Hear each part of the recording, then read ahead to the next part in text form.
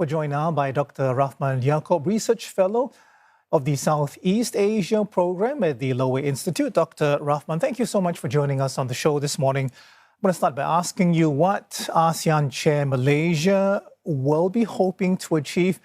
I guess the question is, would it be realistic to hope for anything beyond a ceasefire and a return to the situation before, tensions started, first in May, and then, which led, I guess, to the four-day clash that just started on Thursday? Yes, thank you for having me. I think Malaysia will have a fair bit of a challenge to go beyond the immediate ceasefire for now. One of the major issues here is that there is a strategic mistrust between Cambodia and Thailand, which is quite deep. So when I was in Cambodia last year, meeting with the Cambodian defense officials and the commander of Viem Naval Base, they told me about the threat perceptions against Thailand and the concerns that Thailand internal politics will have an impact on Cambodia-Thailand relations and the situations along the border area. Similarly, I think Thailand have also a strategic mistrust regarding Cambodia. They perceive Cambodians' domestic politics will also have an impact on the border situations.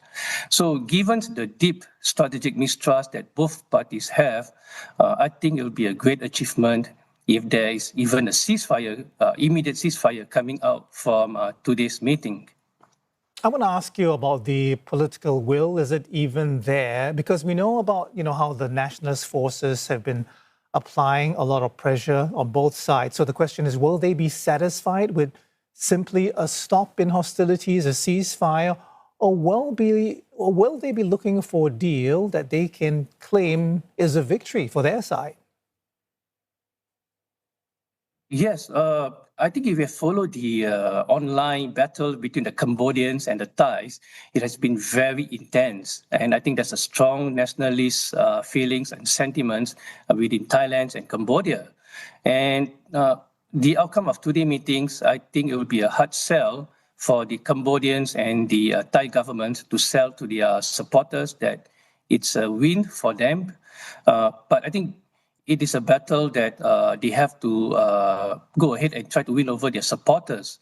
I think the problem is that both parties, the Cambodians and the Thais, they have leverage on nationalistic or nationalism's sentiments for their own personal or political agenda. And this has translated into these border skirmishes and, in fact, the battles along the borderline at this point in time. Yeah. So I think hopefully Malaysia is able to bring the Thais and the Cambodians together to at least agree on an immediate ceasefire, and a subsequent follow-up will be necessary. Do we need to send ASEAN observer along the border area? That is something that can be considered by the two parties. I mean, Dr. Yaacob, we understand the situation remains fluid. You talked about mistrust earlier. So what are the military and political risks if ceasefire talks collapse? Is a full-scale war likely? Yes, I think the Thai government, in fact, have mentioned that there is a risk the conflict could go into an all-out war. And one of the major concerns here is that the military clashes, which is now on land, can be extended into the maritime domain. We know that Thailand and Cambodia, they have a maritime disputes of covering about 27,000 square kilometers in the Gulf of Thailand. And this maritime dispute actually compelled Cambodia to seek China military assistance to develop its navy. That was why the Viem Naval Base was developed with the Chinese assistance. But an all-out war will not be I don't think Cambodia will have a favorable outcome. Its military is pretty weak. It does not have any air force in the first place. The Thai's army, the Thai's armed forces are more advanced in terms of their capabilities, in terms of their command and control. So if this event goes into an all-out war, I think the Cambodians will be having a very difficult times. Dr. Rahman, how much of what happens next depends on this frayed relationship that we hear about between the Hun and Shinawat families?